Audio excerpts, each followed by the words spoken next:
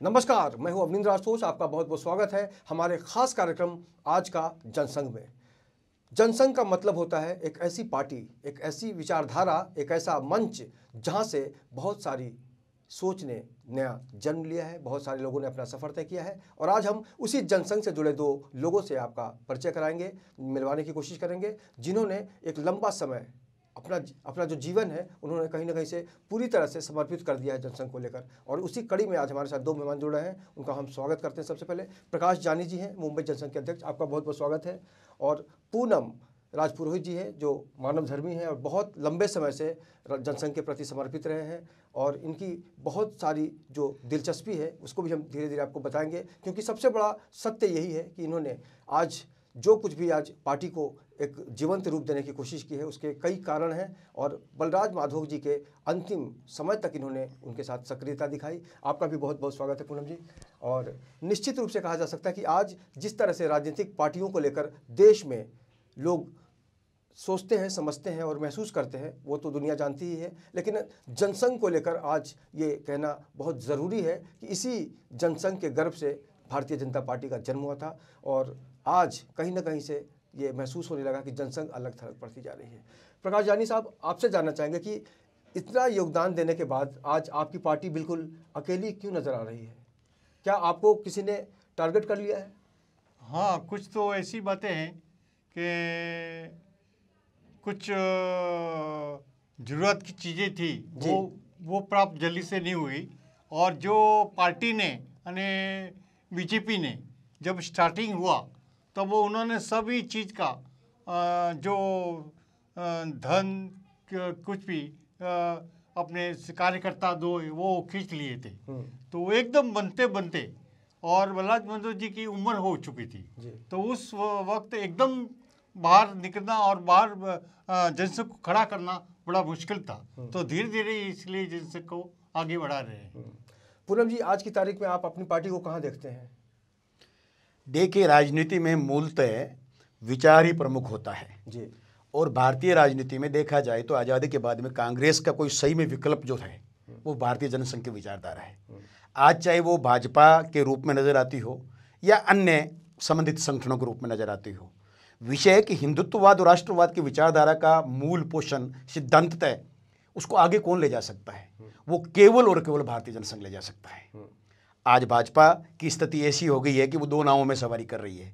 कभी वो भारतीय जनसंघ होने का दावा करती है तो कभी वो कांग्रेस का बिल्कुल बी टीम बनकर रह जाती है, कार्बन कॉपी बनकर रह जाती है।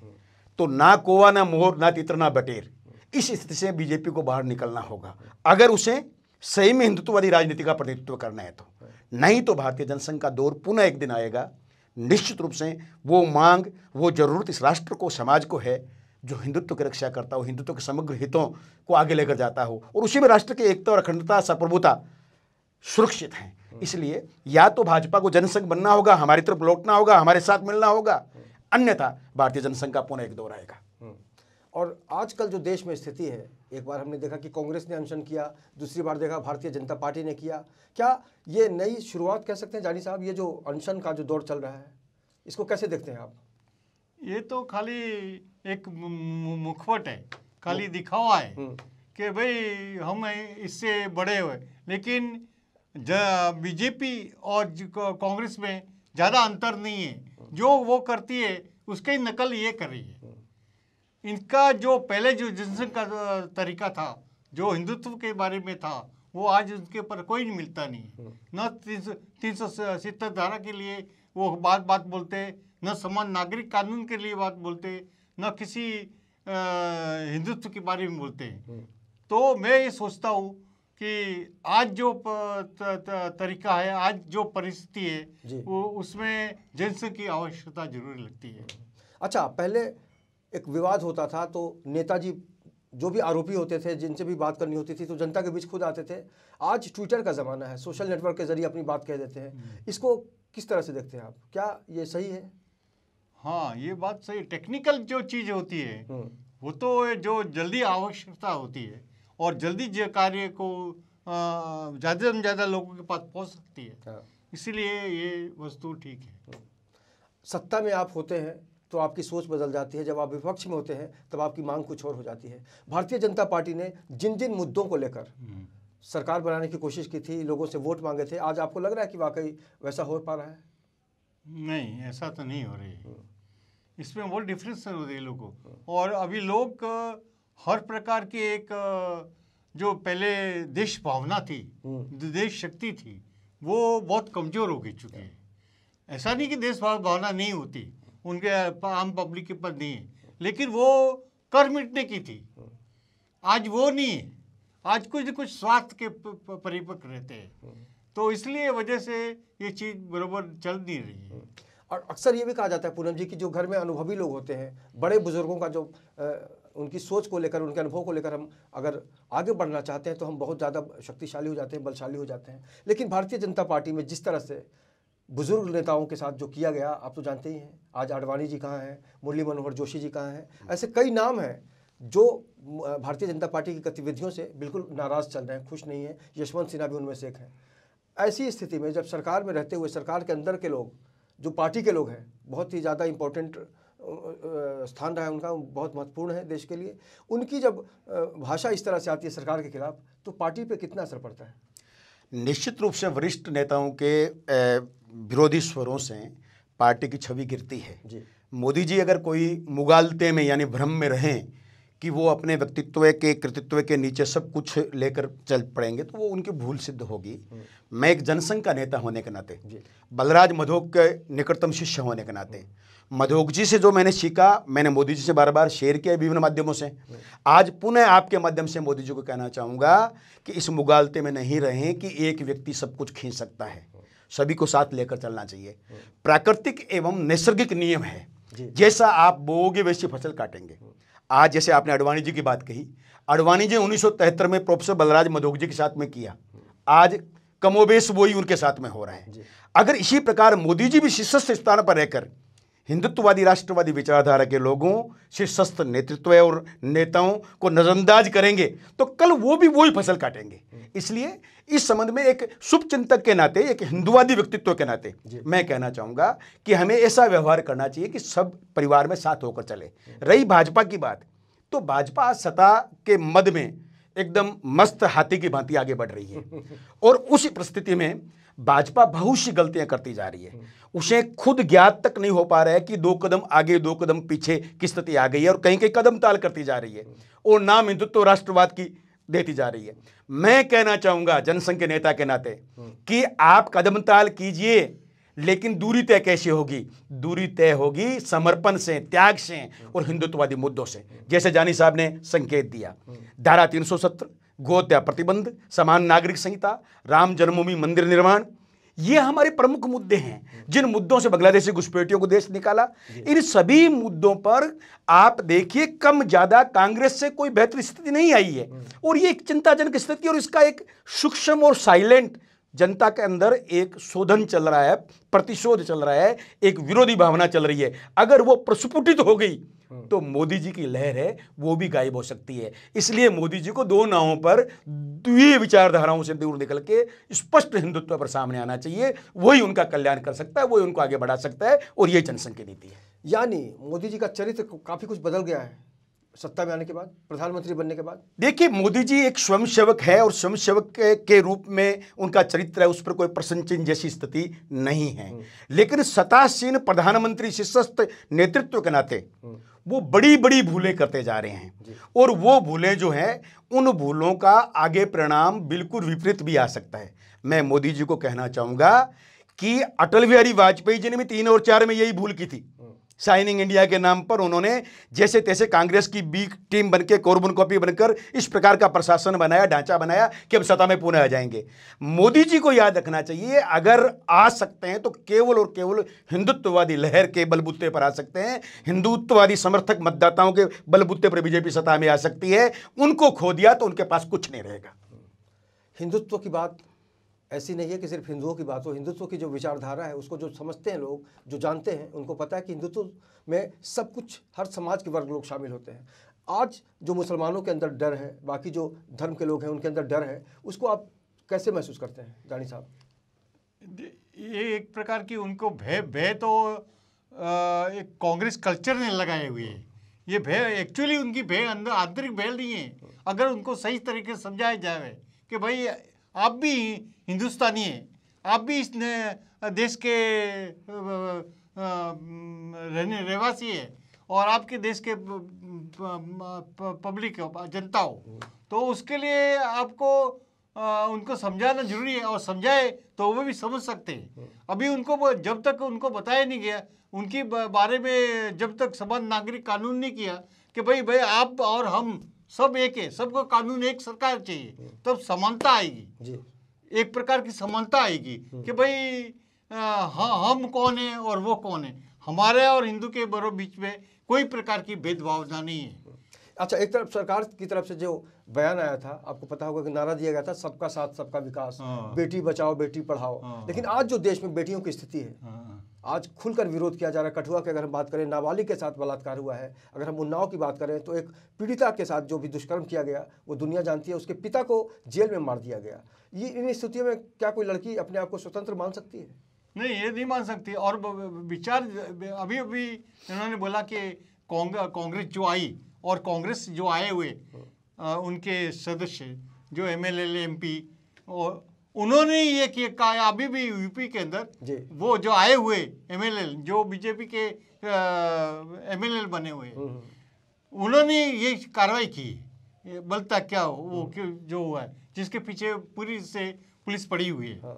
और वो विचार करिए कि भाई इसको बस सजा दी जाए कि इसने अत्याचार किया हुआ है, लेकिन वो कोई नहीं होगा। और इस प्रकार लोगों को भेदभावना, तृष्णा और उनके पर घृणा पैदा हो जाएगी। इसलिए बीजेपी को ये सोचना चाहिए कि कांग्रेस कल्चर कोई नहीं है, उन्हीं के विचारधारों से अभी उन्होंने जो योजना बनाई थी वही योजना वो उन्होंने कार्यान्वित की है। जो योजना बनाई थी उन्होंने उसको आगे बढ़ाई है। उन्होंने खुद की कुछ योजना बनाई नहीं, तो आज कांग्रेसी बोल रहे हैं कि हमने जो बनाई थी वही आप चला रहे हो, और बोल रहे हो आपके उसका नाम अलग अलग रख रहे हो। तो ये बात तो होने के नाते आप खुद अपने लिए विचार कीजिए। हिंदुत्व के अंदर, जनसंघ के अंदर सब विचार है। आर्थिक स्थिति कैसे सुधारी जा सकती है, किसके कितने विचार हो सकते हैं, वो सब जनसंघ के अंदर है। तो उस प्रकार वो सोचते नहीं है। और उन्होंने जो बेटी बिटाई जो चीज़ थी उसको भी उन्हें पकाने लगे, तो अभी फिर उसको जो हो गए खट्टा मीठा हो तो होने वाला ही है। तो वक्त के साथ बहुत कुछ बदलता है, और जब बदलाव की हवा चलती है, आंधी आती है, तो पूरा देश उसे महसूस करता है। फिलहाल वक्त एक छोटे से ब्रेक का। ब्रेक के बाद ये चर्चा जारी रहेगी। देखते रहिए हमारे साथ ये खास कार्यक्रम जिसका नाम है आज का जनसंघ।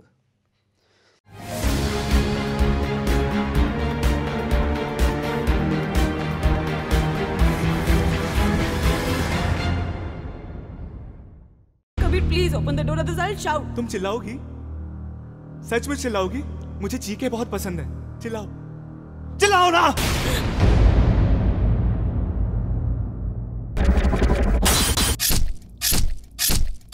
बाय द वे, मैं कैसा लग रहा हूँ? हाँ?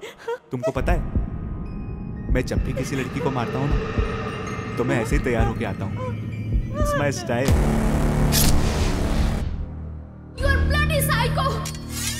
मैं बहुत सॉफ्टली मारता हूँ। मेरी बात मानो, तुम भी मेरे साथ आ जाओ। लोगों को मारने में बहुत मजा आता है। You will enjoy. तुम्हारे हाथ नहीं काटेंगे मेरे इस खूबसूरत जिस्म के छोटे छोटे टुकड़े करते समय? मैं तो उन टुकड़ों को भी और छोटे छोटे टुकड़े करूंगा। हाँ, बहुत मजा आएगा।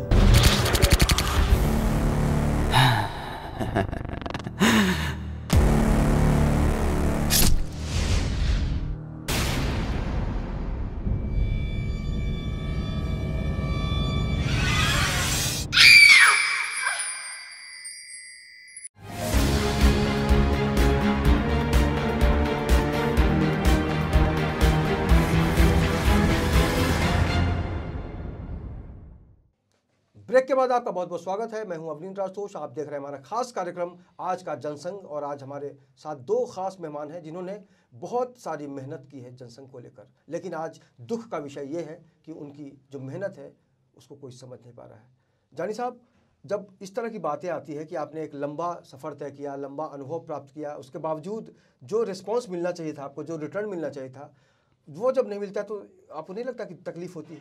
हाँ, तकलीफ तो जरूर होती है, लेकिन मुझे हम लोगों को विश्वास है कि चाहे जितना भी तकलीफ बने, तकलीफ मिलने के बाद ही, भगवान का कहना है कि तकलीफ के बाद ही सुख मिलता है, दुख के बाद ही सुख मिलता है। ये तकलीफ उठाने से हमें अनुभव मिलता है और हम ज़्यादा में ज़्यादा लड़ने की इच्छा रखते हैं कि भाई नहीं, हम जज्ब को खड़ा करेंगे और एक दिन भगवान की मेहरबानी से जरूर आगे बढ़ेगा। ये उम्मीद कहीं ना कहीं से इंसान के अंदर जो विश्वास है उसको मजबूत करता है। पूनम जी, अगर हम बलराज माधव साहब को याद करते हैं तो कई बार लगता है कि वाकई उनका जिस तरह से उपयोग करना चाहिए था देश को, शायद नाइंसाफ़ी हुई उनके साथ। आप तो बहुत करीब रहे हैं, अंतिम समय तक उनके साथ रहे हैं, आपने उनके दर्द को किस तरह से महसूस किया? कभी उस तरह से बात होती थी? देखिए, बलराज जी के साथ मैं छाया की भांति जीवन में 30 वर्ष तक रहा जी। बलराज जी जीते जागते अपने आप में संपूर्ण राष्ट्र का प्रतिनिधित्व करते थे। उनके लिए राष्ट्रहित सर्वोपरि था, शेष चीज़ें बाद में थी। वो हिंदुत्ववादी नेता थे, लेकिन हिंदुत्ववाद को, राष्ट्रवाद को और राष्ट्र और हिंदुत्व को एक ही चीज़ मानते थे। अभी भी जैसे एक आपने प्रश्न किया था, बड़ा महत्वपूर्ण प्रश्न था कि मुसलमानों में सुरक्षा की भावना। बलराज माधव जी ने 60 के दशक में मुसलमानों के भारतीयकरण की बात कही थी और उस समय बड़ा विवाद हुआ था। 60 के दशक का सबसे विवादित बहस का विषय था पूरे वैश्विक स्तर पर कि बलराज माधव जो कि पीएम कैंडिडेट माने जाते थे, कांग्रेस का विकल्प माने जाते थे, जनसंघ के अध्यक्ष हुआ करते थे, अटल जी अडवाणी जी उनके सेक्रेटरी क्रू में हुआ करते थे। तो बलराज जी ने जो मुसलमानों के भारतीयकरण की जो बात कही थी, उसको अगर मान लिया जाता तो आज मुसलमान असुरक्षित महसूस नहीं करते और हिंदू मुस्लिम समस्या काफ़ी हद तक समाप्त हो चुकी होती है और हम बड़े सौहार्दपूर्ण ढंग से सामाजिक ढांचे में रह रहे होते हैं। दरअसल भारतीय मुसलमानों को उनकी जड़ें याद दिलानी होगी, भारतीय मुसलमानों को ये जड़ें याद करनी भी होगी और इसे बार बार सार्थक कारगर तरीकों से दोहराना होगा। जब तक हम मुसलमानों को ये नहीं कहेंगे कि उनका डीएनए और उनका 97% भारत के मुसलमान, केवल भारत नहीं, भारत, पाकिस्तान और बांग्लादेश, पूरे भारतीय उपमहाद्वीप में सिर्फ 3 से 4% मुसलमान ऐसे होंगे जिनकी जड़ें अरब से या उधर से जुड़ती हो। शेष सारे मुसलमान हिंदू हैं, हारे हुए हिंदू है। कलांतर में किसी भी कारण से वो बलात् बने, डर के मारे बने, लोभ में बने, हिंदू से मुसलमान बने, वो परिस्थितियां थी, उनको दोष नहीं दिया जा सकता। और आज की पीढ़ियों को यह भी नहीं कहा जा सकता कि आप पुनः हिंदू बन जाओ। तो उनकी पूजा पद्धति से बलराज जी के मुसलमानों के भारतीयकरण के दृष्टिकोण को मैं प्रमुखता से रखना चाहूंगा कि मुसलमानों के भारतीयकरण का मतलब है कि वो जड़ें भारत में ढूंढें और इस बात को माने कि वो कलांतर में हिंदू ही थे, चाहे उनकी पूजा पद्धति इस्लाम की पूजा पद्धति हो, वो इस्लाम को माने, मोहम्मद साहब को माने, कुरान शरीफ को माने, वो 5 समय नमाज अदा करे, कोई फर्क नहीं पड़ता। भारत में 33 कोटि देवी देवताओं की प्रचलन है। सनातन धर्म समस्त नदी नाले पंचभूतों को पूजता है। तो ऐसे में कौन कैसे पूजा करता है? एकम सद विप्रा बहु नाम बदंती, बहुत से लोग विविध नामों से, विविध तरीकों से ईश्वर को पुकारते हैं, उसको ढूंढते हैं और उनको मिलता है ईश्वर। तो उससे पूजा पद्धति से कोई अर्ज नहीं है, इस्लाम से कोई विरोध नहीं है। उनकी जड़ें भारत में है, ये बात अगर वो स्वीकार कर लें और इस बात को मीडिया, बुद्धिजीवी तबका और हम जैसे राजनीतिक लोग सभी एक स्वर में अगर कहें तो मैं समझता हूं आने वाले मुसलमान पीढ़ियां जो है कट्टर नहीं होगी।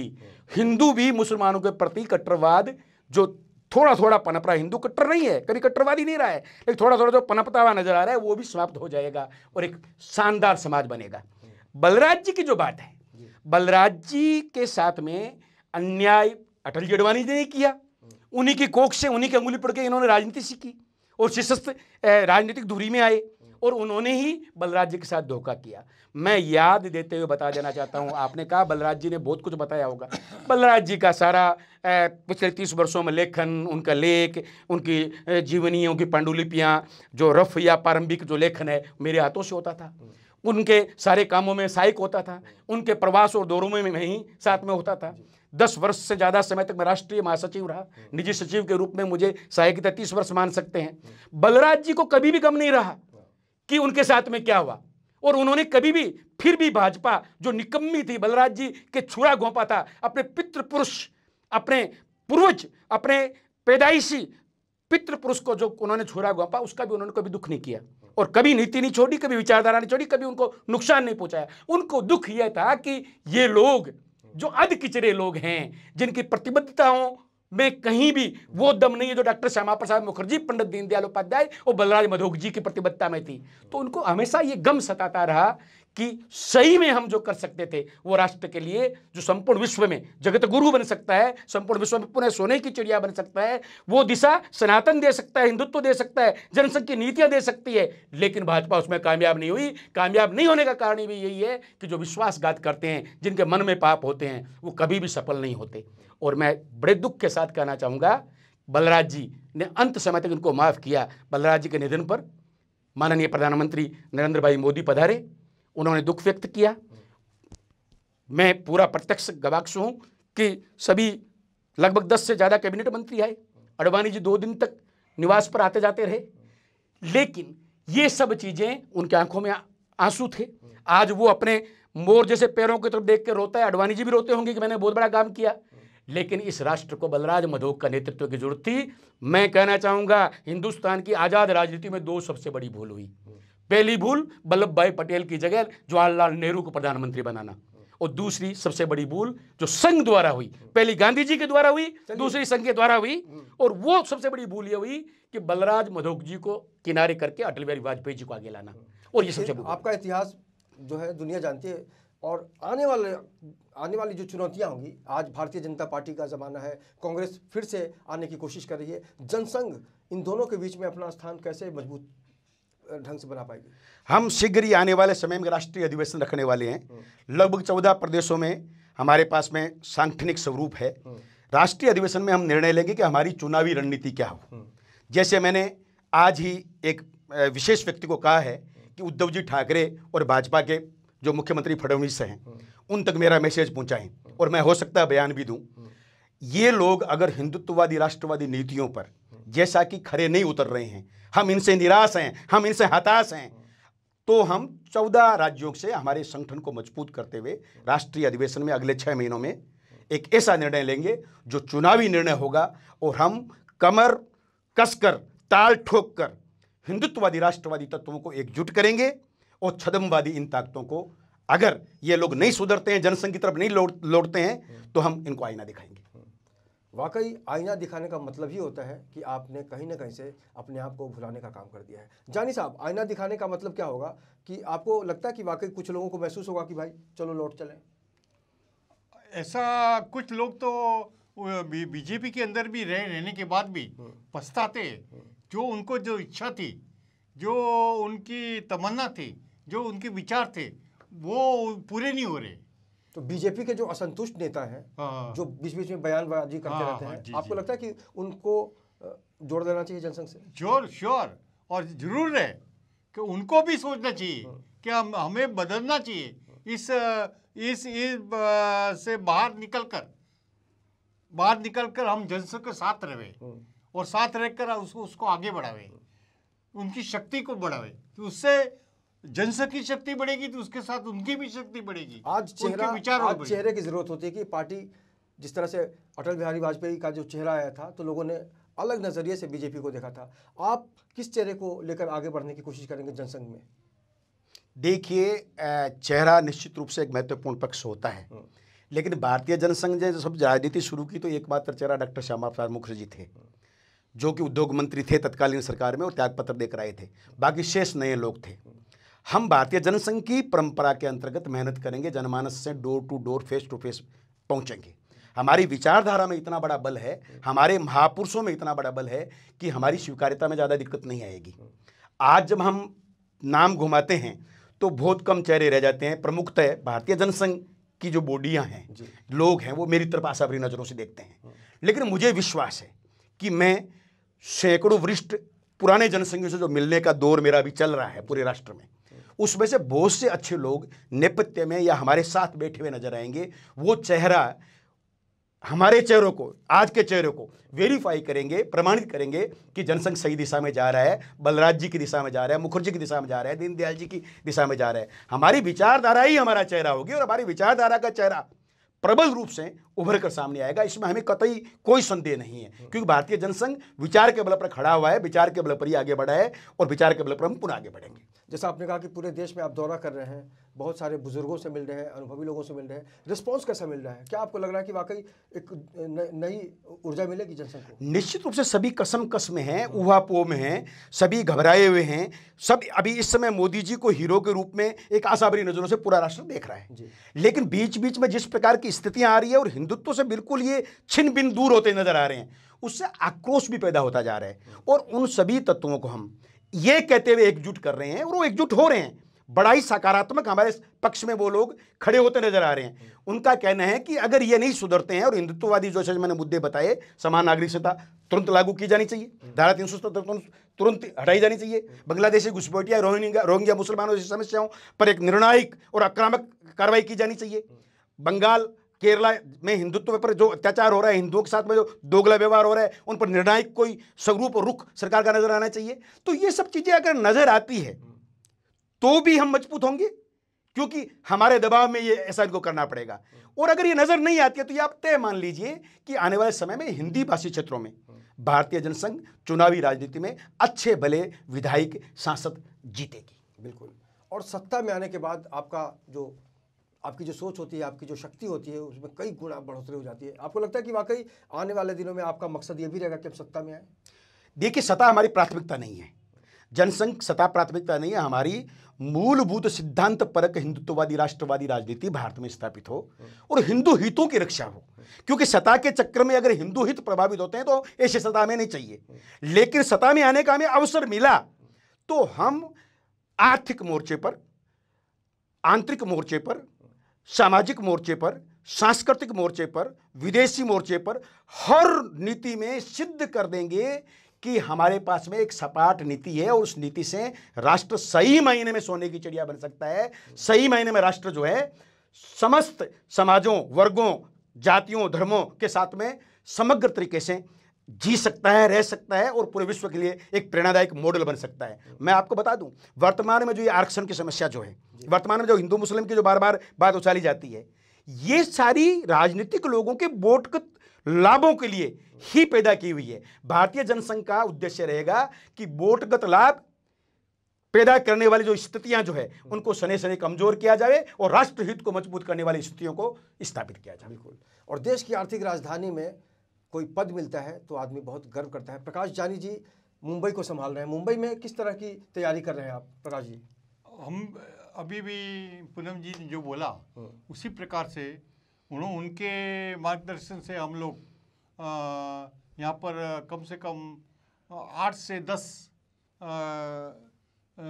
एरिया हमने कैचअप किया हुआ है और उसमें आगे बढ़ेंगे और ज़्यादा लोग चाहेंगे तो हम समय के वक्त पर हम पूरा करेंगे। बिल्कुल, हमारी शुभकामनाएं हैं कि जनसंघ अपनी खोई हुई प्रतिष्ठा को, अपनी खोई हुई संपत्ति को फिर से प्राप्त कर ले। संपत्ति का मतलब होता है विचारधारा, और विचारधारा एक चेहरा भी हो सकता है, जैसा कि पूनम जी ने कहा। हमसे बात करने के लिए और इस शो में आमंत्रित शामिल होने के लिए बहुत बहुत शुक्रिया। और हम दुआ करेंगे कि जयशंकर प्रसाद की जो रचना है उसको जनसंघ से जुड़े लोग ज़रूर महसूस करें कि हेमाद्रि तुंग श्रृंग से प्रबुद्ध शुद्ध भारती, स्वयं प्रभा समुज्ज्वला स्वतंत्रता पुकारती, अमर्त्य वीर पुत्र हो दृढ़ प्रतिज्ञ सोच लो, प्रशस्त पुण्य पंथ है बढ़े चलो बढ़े चलो। और इसी नारा, इसी भावना के साथ जनसंघ ने जिस तरह से यात्रा आगे बढ़ाने की कोशिश की है, हमारी पूरी नज़र रहेगी। फिलहाल इस खास कार्यक्रम में इतना ही। बाकी की खबरों के लिए आप देखते रहिए N24 न्यूज़ और मुझे दीजिए इजाज़त। नमस्कार।